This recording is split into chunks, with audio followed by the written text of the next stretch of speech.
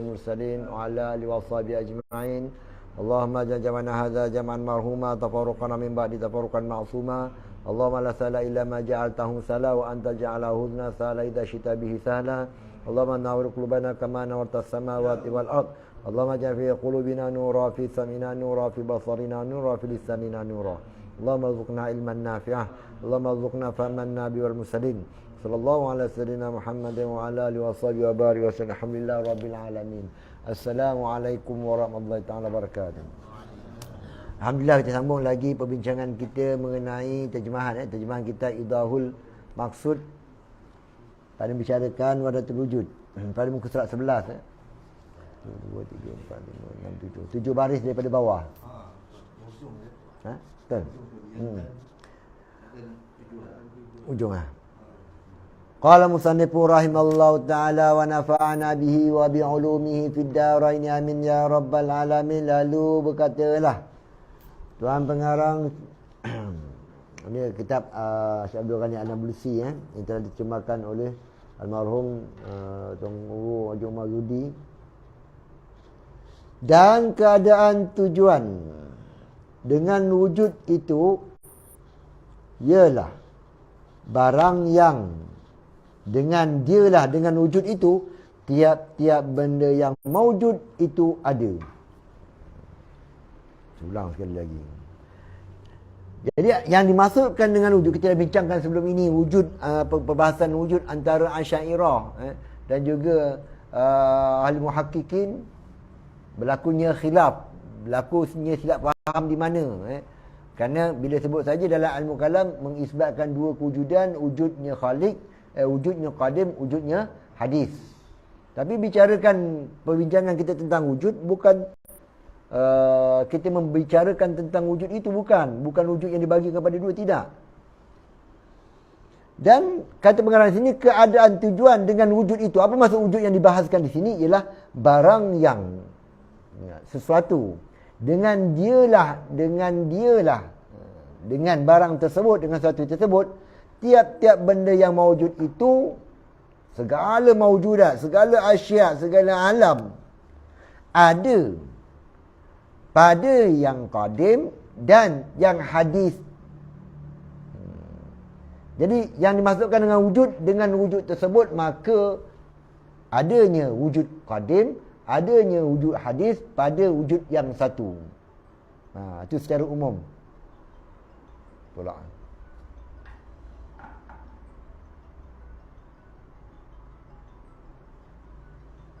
Apa ni? Macam tu tak ada rakaman nanti.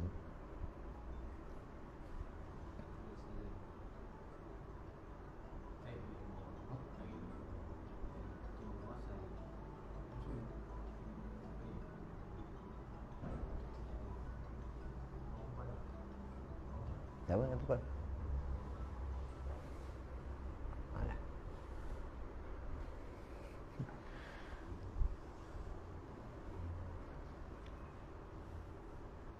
Dan yang hadis lebih hampir kepada tahqiq, inilah wujud yang mereka maksudkan.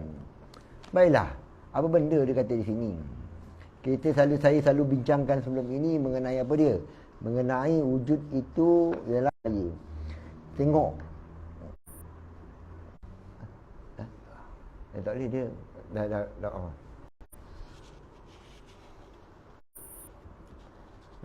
Saya ambilkan kitab apa dia? Kitab Imam Jurjani. Imam Jurjani membicarakan tentang maratibul wujud, bicarakan tentang martabat wujud. Jadinya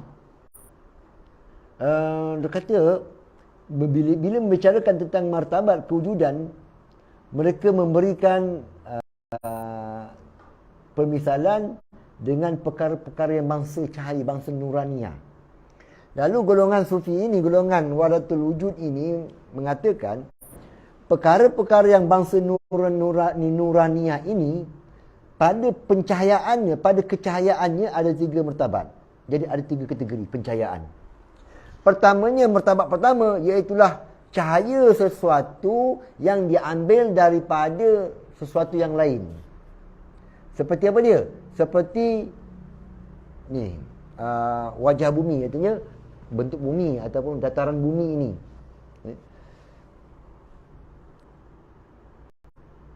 Jadi dataran bumi dia bercahaya dengan sebab apa? Pancaran sinaran matahari ketika bertemu, ketika berbetulan matahari dengan bumi tersebut, maka teranglah bumi itu. Jadi pada ketika terangnya bumi, matahari matahari kemudian berhadapan dengan bumi, lalu bumi itu terang. Jadi cahaya yang bangsa ini kategori Nasrun.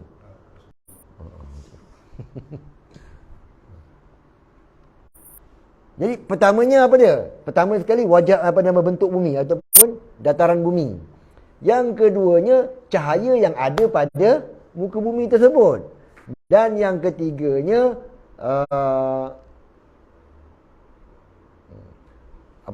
cahaya yang berhadapan ataupun syiar. Pencahayaan sampai tadi ada 3 perkara. Muka bumi, cahaya yang ada pada muka bumi dan juga penghadapan tadi. Berhadap tadi ada 3 perkara. Jadi kata di sini 3 perkara ini semuanya tidak keliru bahawasanya ia 3 perkara yang berbeza. Muka bumi lain, cahaya atas muka bumi itu lain, cahaya yang sampai ke dia tadi merupakan perkara yang lain. Jadinya kalau begitu muka bumi ni kalau tak ada cahaya, perkara yang mungkin berlaku. Dan memang realiti berlaku malam-malam tak ada cahaya. Okey. Ini martabat pertama. Cahaya yang diambil daripada yang lain.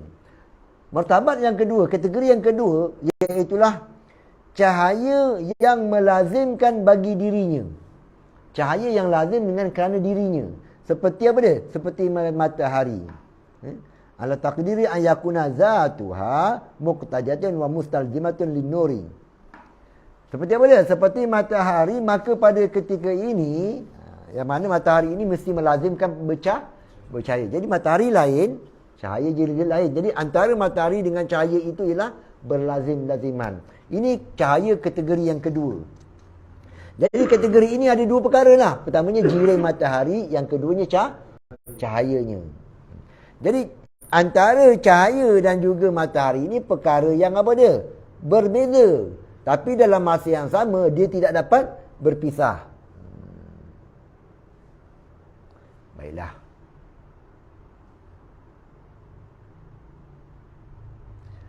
Kategori yang ketiga pula atau martabat yang ketiga pula, ayakuna nuruhu bizatihi la binurin zaidin ala zatihi. Yang kategori cahaya yang ketiga ini ialah suatu cahaya yang mana cahaya itu dengan diri dia. Kalau matahari tadi, matahari cahaya. Tapi kita bicarakan tentang apa dia? Tentang suatu cahaya, dialah yang memberi cahaya kepada yang lain. Ini dinamakan sebagai cahaya terang dengan dirinya sendiri, bukan dengan sesuatu yang lain, bukan suatu cahaya yang lain, bukan zat yang lain. Seperti mana kau dawi, seperti cahaya, fa'inahu mudi'un bidhati la binurin akhar za'in ala zati. Semata-mata cahaya. Kalau kita katakan matahari, kita terlupa tentang cahaya, tentang jirim. Matahari asing, cahaya asing. Tapi perbincangan yang ketiga ini, martabat yang ketiga ini ialah suatu cahaya yang bila maksud tentang diri, dia itu adalah cahaya, cahaya itu adalah diri. Matahari, cahaya. Tapi ini suatu cahaya yang dia adalah diri tersebut. Dialah diri, dialah cahaya. Bukan dengan sesuatu yang lain. Ini cahaya yang ketiga ini, martabat yang ketiga ini. Yang mananya dia bercahaya dengan dirinya sendiri, tidak sesuatu yang lain yang atas diri dia. Kalau begitu, izla yakhfa ala qila anna nura laisa bidu wala yataju ila kaun mudan ila indonesia ila akhar. Jadi dia tidak berhajat kepada suatu yang lain untuk dia bercahaya. Jadi kategori yang ketiga ini, wa fi hadhil martabati syai'un wahidin wa huwa nuru zahirun binafsihi ala ayun nas wa ma'adahu mudi'un bihi bimiqdari qabiliyatihi lin-nur. Jadi peringkat yang ketiga ini hanya ada satu saja, itulah dinamakan sebagai cahaya. Dia cahaya inilah dia yang terang dengan dirinya sendiri. Orang melihat memang diri dia itulah juga terang, bukan sebab sesuatu yang lain. Dan selain daripada dirinya itu terang dengan sebab dirinya. Ini cahaya. Ini satu cahaya yang dia itu bercahaya dengan dirinya sendiri. Dalam masa yang sama dia menerangkan yang lain. Ini sebenarnya dia uraian dalam Imam Ghazali dalam kitab Mishkatul Anwar pun juga menggunakan konsep begini.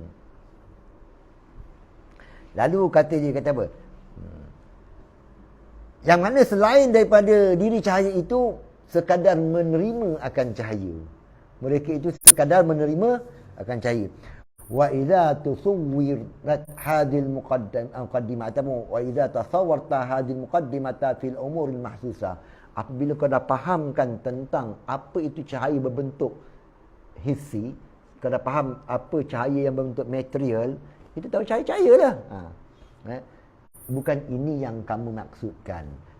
Kau kiaskan, kau adaptasikan, kau alihkan kefahaman itu daripada tahap awam kepada suatu makna yang berbentuk maknawi, berbentuk rohani, berbentuk yang bukan alam ini, alam tabi'i ini. Kata Imam Imam Jurjani, fa'lam annal wujuda, sungguhnya wujud itu ialah nurun maknawiyun. Wujud itu ialah suatu cahaya yang bangsa maknawi. Jelas begitu. Wal asya'u mawjudatu aidan bil qismatil aqliyah tanqasimu ila al mawjudiyati ila salasati maratib. Perkara-perkara yang mawjud dari sudut pembagian akalnya terbagi kepada 3. Mawjud terbagi pada 3. Kita dah faham tentang cahaya tadi, faham pula tentang. Jadi kewujudan, setiap sesuatu ni kewujudan terbagi pada 3 martabat. Pertamanya martabat suatu kewujudan yang diambil faedah, diambil daripada yang lainnya. Kama wal masyhur fil mahiyatil mumkinah. Jadi sebagaimana diketahui yang masyhur dalam mahiyah sesuatu yang mungkin ni.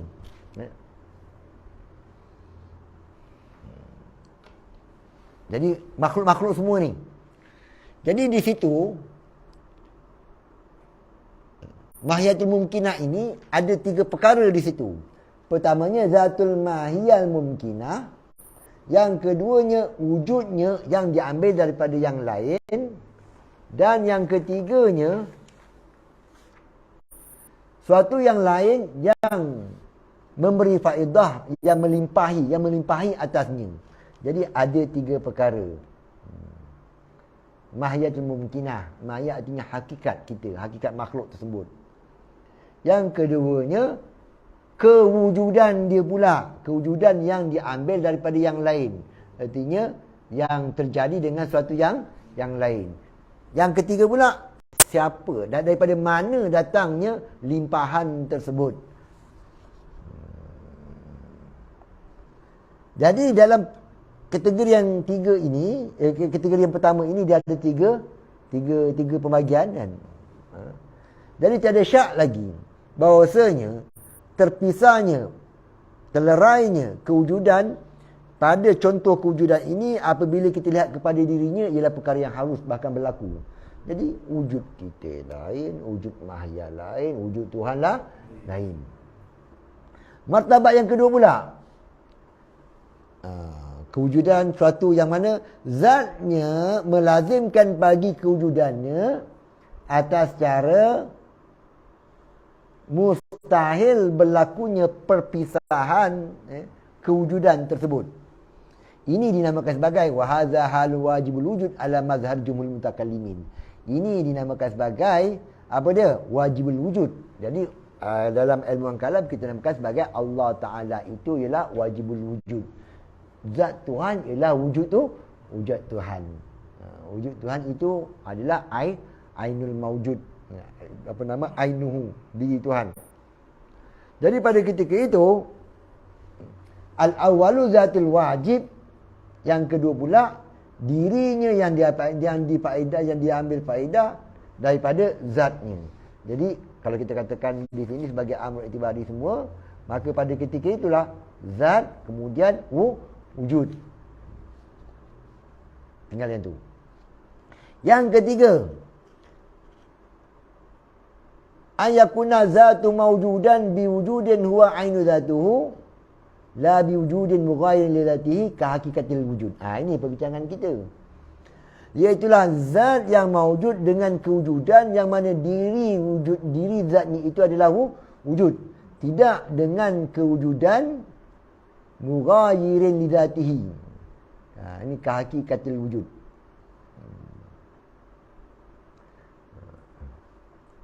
Jadinya, saya tak cukup panjang di sini.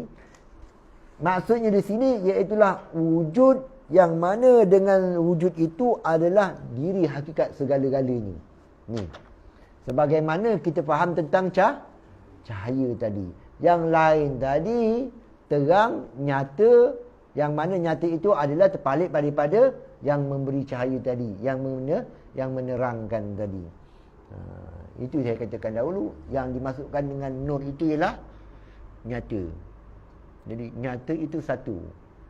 Yang terpapar itu yang banyak. Yang nyata itu satu, yang terpapar itu banyak. Cahaya itu satu, tapi yang daripada cahaya itu nampak pelbagai-bagai hukum. Tapi hukum itu bukan cahaya, hukum itu hukum. Cahaya itu cahaya kefahaman dia. Bila ditarikkan cahaya, hukum tak ada. Situ tak nampak dah, tak timbul dah hukum di situ. Ni kita bincangkan sebelum ni.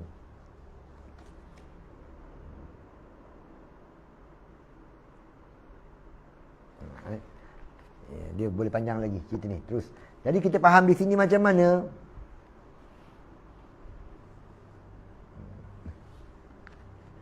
Maka bahawasanya tiada terkaya bagi yang maujud, yang mungkin kita ni, daripada maujud yang qadim sama sekali. Jadi fi kullam hatin, setiap detik, setiap masa, wujud kita ini dengan wujud Allah Subhanahu Wa Taala seumpama nyatanya tembok-tembok ini dengan sebab adanya cahaya. Setiap detik berhajat kepada cahaya tersebut. Cahaya tu bergalih saja maka tak jelas dah tembok, tak wujud dah tembok. Nyata, jelas, merujuk kepada wujud. Merujuk kepada cahaya. Itu kita punya cara memahamkan. Daripada perkara yang hissi kepada perkara yang maknawi. Jangan kita ambil salah faham tentang analogi. Itu yang bahayanya. Maka adanya itu ialah adanya dan zat yang maujud. Dan zat maujud yang mungkin dan rupanya itu lain daripada maujud yang qadim. Jadi zat Tuhan, zat makhluk, makhluk tak sama. Zat Tuhan tu qadim, zat Tuhan tu kita tak tahu hakikat dia. Zat makhluk ni baharu. Tapi wujud dikata sini, wujud itu satu. Satu wujud dengan dirinya, satu wujud dengan yang lain. Untuk fahamkan, berikan analogi tentang nyata. Cahaya daripada konsep cahaya itu ialah nyata. Jadinya semata-mata nyata adalah dirinya. Semata-mata cahaya ialah dirinya. Dia tu cahaya, dia tu terang dengan dirinya. Yang lain tu nyata, yang lain tu terang, yang lain tu dilihat dengan sebab dia, dengan nyata dia. Bila dia tak ada yang lain. Tapi oleh kerana dia ada, nyata, maka nyata yang lain. Apabila dipaparkan kepada tempat lain, maka tak nyatalah perkara tersebut kecuali diri yang nyata tadi. Cahaya itulah. Dialah dengan diri dia nyata dan dia menyatakan yang lain. Dialah bercahaya, dia bercahaya kepada yang lain. Semata-mata cahaya adalah di diri dia. Tadi tembok-tembok lah. Tembok-tembok. Bukannya cahaya. Kena faham di situ. Jadi alam bukannya Tuhan. Alam ni baru. Tuhan itu qadim. Zat Tuhan tu tidak diketahui. Zat Tuhan. Kita bicara di sini, bila bicarakan tentang wahdatul wujud, bicarakan tentang sufi, bila mereka meletakkan tentang apa dia? Ahadiyah, wahdah, wahidiyah. Jangan sesekali kita katakan bahawasanya dulu Tuhan tidak bersifat, kemudian baru Tuhan bersifat. Dulu Tuhan tidak bernama, baru Tuhan bernama. Kita jangan ikut golongan-golongan yang main tembak saja ni, yang mengkritik, yang mengkafirkan Ibn Arabi, yang menyesatkan. Kita jangan ikut diorang, biarkan diorang. Biarlah diorang menyanyi sendiri-sendiri. Kita faham. Kena fahamkan. Asma' Tuhan, sifat Tuhan qadim. Bila bicarakan tentang dataran tidak bernama, bukan tak ada nama. Kena faham situ. Dataran tidak bersifat, bukan tak ada sifat. Macam mana tak ada sifat, tiba-tiba ada sifat? Kalau macam tu bukan qadim. Yang dimasukkan dataran yang tidak boleh digambarkan bererti merujuk apa dia? Al-ajzu anil idraki idrakun. Lemah daripada nak memahami, mengetahui, itulah dah faham. Itulah yang dimasukkan sebagai apa dia? Konsep salbiyah. Itulah yang dimasukkan di dalam apa dia? Sebagaimana kita tidak memahami zat, memahami sifat, maka juga tidak memahami zat.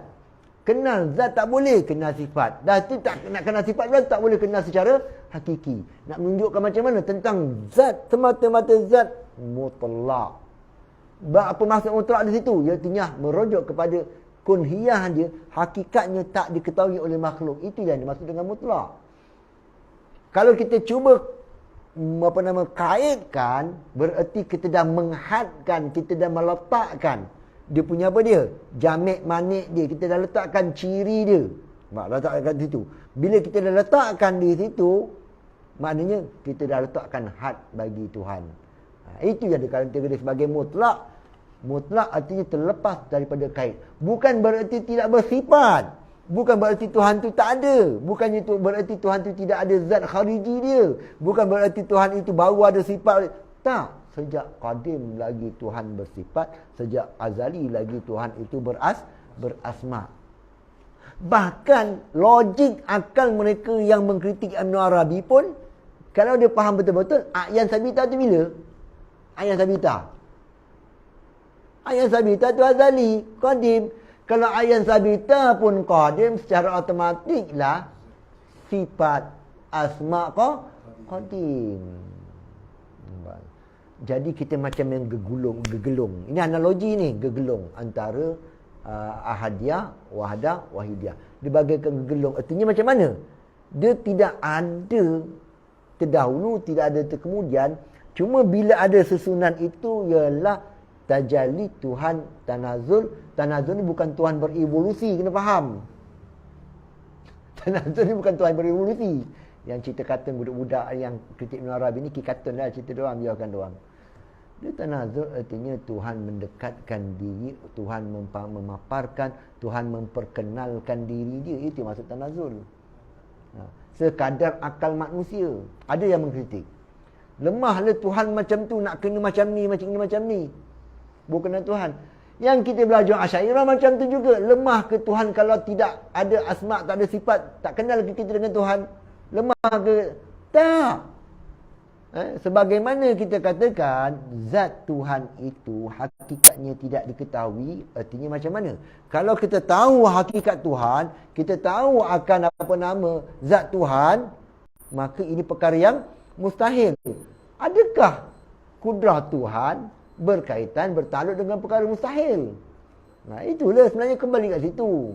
Jadinya bila golongan Ibn Arabi dan semua bicarakan tentang wahdah mutlak, merujuk kepada apa dia? Merujuk tidak kemampuan manusia mengetahui hakikat Tuhan.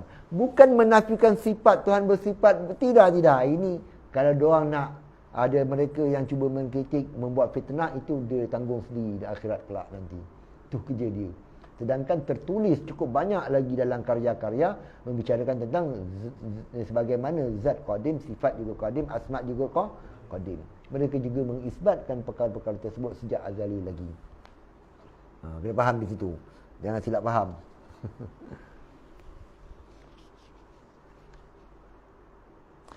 Dan zat yang mawujud, yang mungkin, dan rupanya, surahnya, hukumnya itu lain daripada mawujud yang qadim. Jadi zat Tuhan, zat makhluk, zat makhluk. Yang bicarakan tadi apa dia? Tentang nyata, cahaya tadi, wujud tadi. Maka keduanya itu ialah dua. Maka keduanya itu ialah dua, beza. Zat Tuhan, zat makhluk. Dan wujud yang bermula keduanya maujud, keduanya dengan dia itu ialah wujud yang satu. Ialah bagi yang qadim itu dengan zat dan yang hadis itu dengan yang lainnya. Yang nyata sebenarnya satu saja. Yang lain itu adalah hukum-hukum. Bila kita bicara, ini sekadar untuk analogi untuk mudah.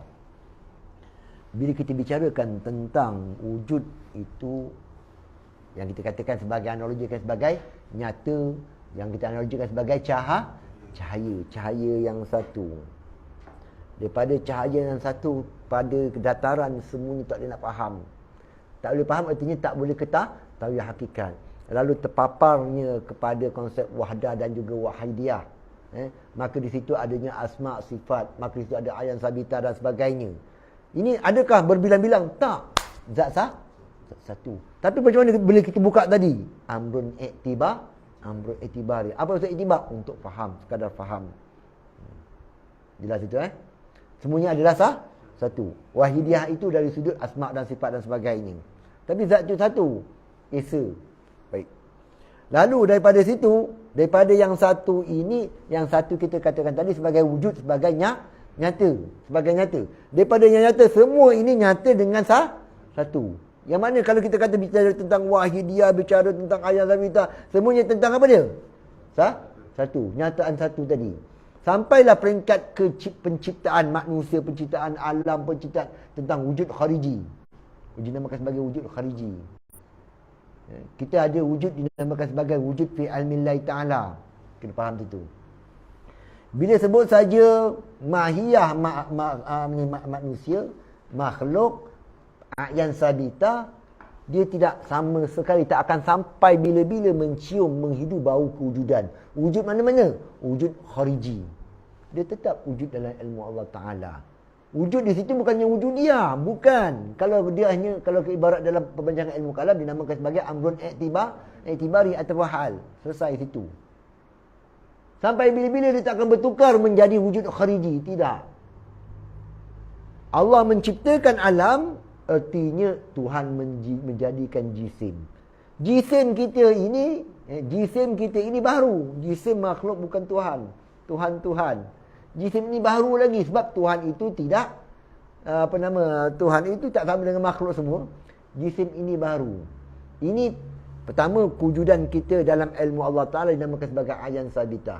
Kemudian Allah Ta'ala wujudkan kita. Allah Ta'ala jadikan jirim.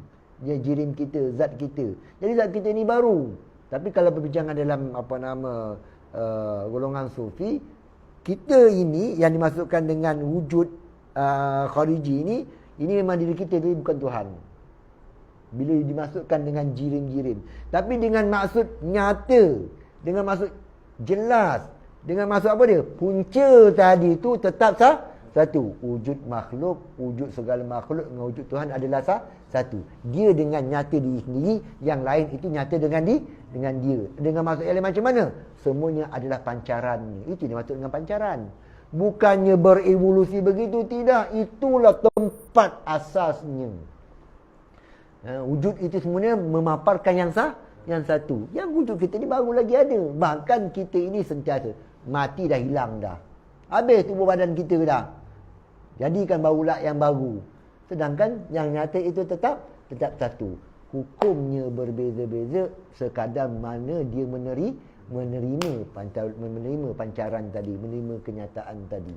Jadi bicarakan tentang yang makhluk-makhluk tadi, membicarakan macam mana? Membicarakan tentang asma dan juga sifat-sifat Tuhan. Itu untuk alam-alam kita mengetahui. Jadi kesimpulan macam mana? Jirim manusia itu, zat manusia itu bukan wujud Tuhan. Jirim manusia. Zat Tuhan, zat Tuhan. Tapi zat Tuhan itu adalah wujudnya, nyatanya yang lain. Kena faham situ.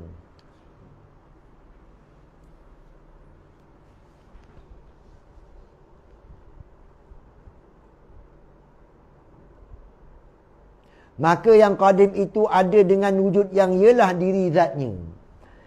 Dan yang hadis itu mewujud dengan wujud yang ialah diri zat yang qadim. Dan tiadalah yang qadim itu, dialah diri zat yang baru. Ni kau faham sini. Jadi tiadalah yang qadim. Jadi Tuhan itu dia bukanlah diri Tuhan itu ialah diri makhluk lain. Macam mana Tuhan bukannya berjirim, Tuhan bukan bertempat. Kita ini bertempat, kita berjirim. Yang datanglah si yang kartun ni pula. Dia kata kita ni manusia ni, makhluk ni keluar daripada diri Tuhan. Apa dia ingat apa dia? Cerita ulat-ulat jadi jadi lalat ke? Bukan, ni kan kita katakan a'yan sabita tidak sama sekali menghidup apa dia? Menghidupkan kewujudan. Tak sama sekali dia tak akan berubah. Tak akan berubah yang qalbul haqaiq. Situlah dia tempatnya. Yang lain ini kita ini yang bicarakan tentang alam yang luaran ini dinamakan sebagai gambarannya dan juga hukum dia. Hukum apa yang telah Allah Ta'ala tahu di situ.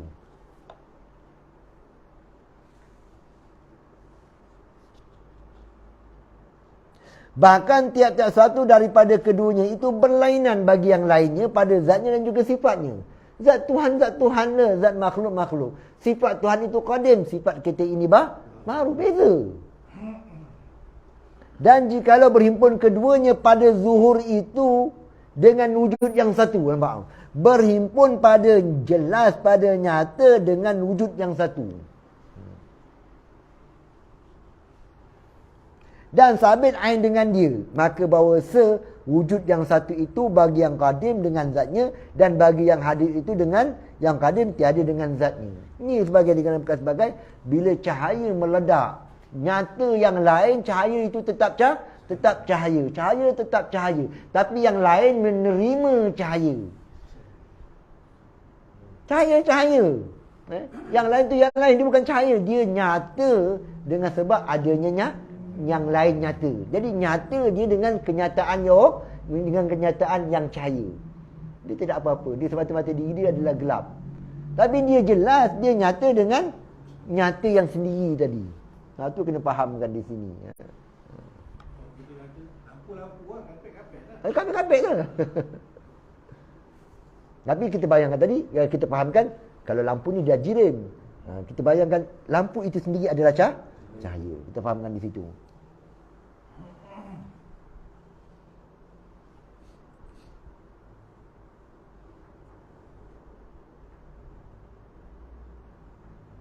Maka wujud yang satu itu pada yang qadim itu wujud mutlak. Ini yang sebagai wujud mutlak. Fahamkan di sini, bila kita membicarakan tentang cahaya, jangan kita duk bayangkan, kalau macam tu adalah zarah. Kita boleh ukur zarah, juzuk. Jangan fahamkan macam tu. Ini jadi masalah ni. Jadi kalau macam tu dinamakan sebagai wujud yang kulli. Bila sebut saja wujud kulli, bila sebut saja cahaya, bila sebut saja nyata, dah kena setiap juzuk-juzuk itu mengambil peranan nak menamakan sebagai cahaya. Bukan begitu. Kita hanya melihat semata-mata nyata. Jangan kita melihat kepada terjuzuk-juzuk, tidak. Semata-mata nyata, itu kita kena faham. Ini jangan salah pada analogi.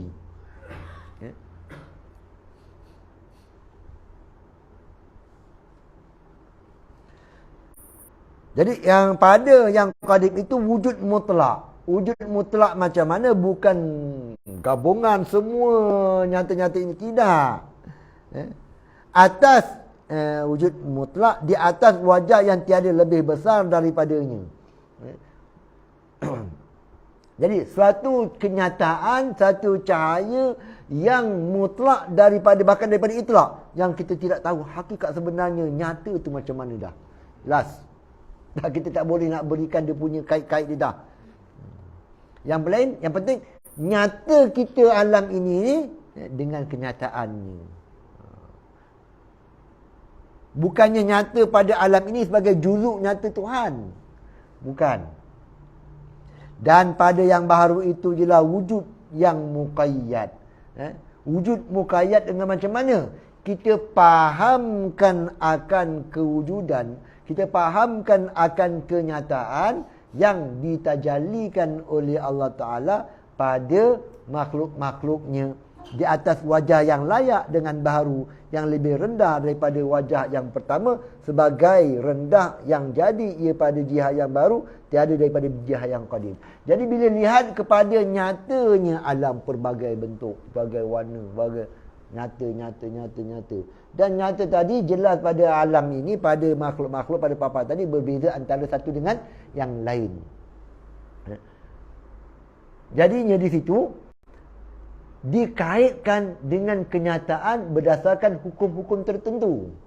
Sedangkan nyata sebenar-benar jelas itu tidak boleh dikaitkan.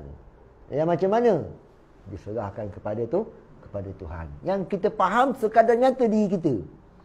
Oleh kerana itu yang bicarakan tentang apa itu? Bila ditajalikan kepada kisah apa? Yang cerita-cerita itu. Hasan Basri Abu Yazid Bustami. Abu Yazid Bustami Hasan Basri itu. Yang kalau apabila Hawish apa yang seorang abid yang dia merasa diri dah berjumpa dengan Tuhan. Bila orang tanya dia, kan bagus kalau kau jumpa dengan Abu Yazid Bustami ke apa? Inilah Abu Yazid Bustami. Kalau kau jumpa Abu Yazid Bustami kan Hasan Basri, Abu Yazid Bustami ya. Abu Yazid Bustami. Alangkah elok aku kalau berjumpa dengan Abu Yazid Bustami dia. Dia kata, macam mana apa aku nak sibuk dengan Abu Yazid ni? Aku dah tengok Tuhan dah. Dengan maksud bukan tengok, bukan lihat begini. Jadi cerita belum ni? Ada. Oh, itu cerita menarik. Dia kata aku dah tengok Tuhan, bukan maksud tengok tu lihat di dunia, tidak. Artinya musyahadah. Tajalli semua tu cara. Apa lagi nak tengok Abu Yazid? Nali yang seorang ni kata, kau kalau tengok Abu Yazid lebih baik daripada melihat Tuhan. Sebab satu sekali bukan macam itulah. Yang dimaksud dengan di situ ialah melihat pentajalian.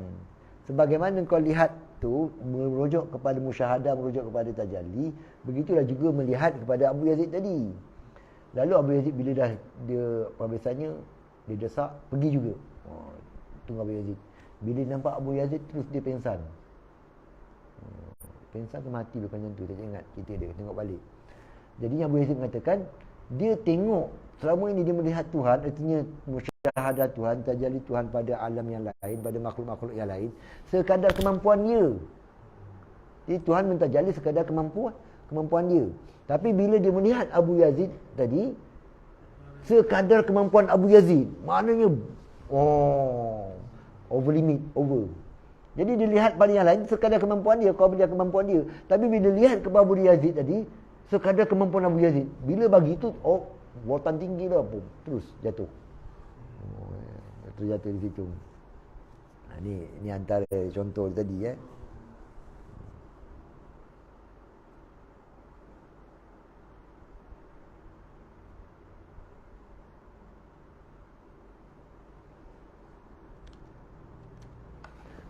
Baiklah. Dan mula menghampirkan yang demikian itu, artinya takribul fahmi, mendekatkan faham itu ialah lihat bintang pada yang langit, kecil. Jadi langit nampak kecil di sisi ahli bumi, serta ketiadaan berubahnya daripada besar yang ialah padanya. Jadinya tengok daripada kecil, daripada dunia ini nampak macam kecil, sedangkan ke atas sana ialahnya besar. Dia tak berubah pun. Tapi bila turun bawah makin berubah. Bila makin lama tengok bulan, nampak macam kecil je. Bila naik makin lama makin besar. Sedangkan bulan tu tak berubah. Tapi pemandangan itu nampak macam berubah.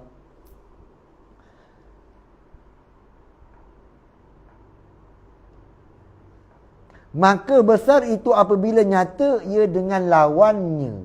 Besar itu nyata dengan lawannya. Dan ia itu kecil daripada jauh, tiada lazim lah. Jadi nampak besar tak besar, bila kita adukan dengan sesuatu yang lain, nampaklah kecil nampak besar.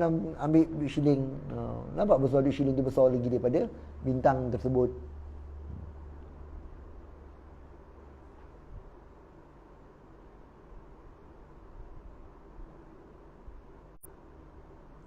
Dan iaitu kecil daripada jauh, tiada lazimlah oleh bahawa ada ia sungguhnya berubah ia daripada barang yang ialah di atasnya. Jadi bukan maksud bintang tu berubah jadi kecil, tidak. Dan begitu juga ada Allah yang mutlak. Ada Allah yang mutlak apabila nyata ia di atas segala yang baharu, yang difardukan, yang ditakdirkan, ada yang dikaitkan, tiada lazimlah bahawa adalah ia sungguhnya telah berubah ia daripada barang yang ialah di atas, daripada itlaknya. Jadi bukanlah Tuhan itu menjadi makhluk. Bukanlah berubah Tuhan itu daripada itlak tiba-tiba dikaitkan, tidak. Maka bahawasanya wujud yang mutlak tiada menerima bahagi ia sama sekali. Dia tak berubah. Dan tiada berubah-ubah ia. Dan betapalah makdum dengan ketiadaan yang mawujud yang benar. Dan sungguhnya berubah dan tabdil itu terkena di atas segala zat yang baharu. Jadi yang berubah-ubah ni hukumnya dia yang berubah-ubah beza-beza itu ialah tembok. Tengok sini putih lah. Tengok sini dah gelap. Nyata putih, nyata gelap. Nyata tu nyata, putih tu putih. Ibarat begitu kita faham. Dia tak akan berubah, tetap nyata. Tetap jelas, tetap cahaya.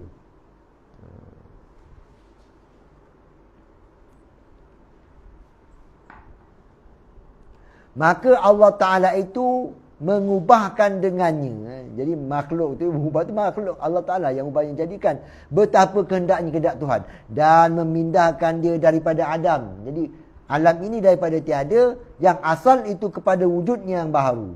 Tuhan yang mengalihkan. Datang yang ialah wujudnya Subhanahu wa Ta'ala. Maka bersifatlah dengan wujudnya Subhanahu wa Ta'ala di atas had yang munasabahkan dia. Seperti mana ada ia bersifat dengan dia pada wujud yang bangsa alam itu daripada ketiadaan terbagi Allah Ta'ala.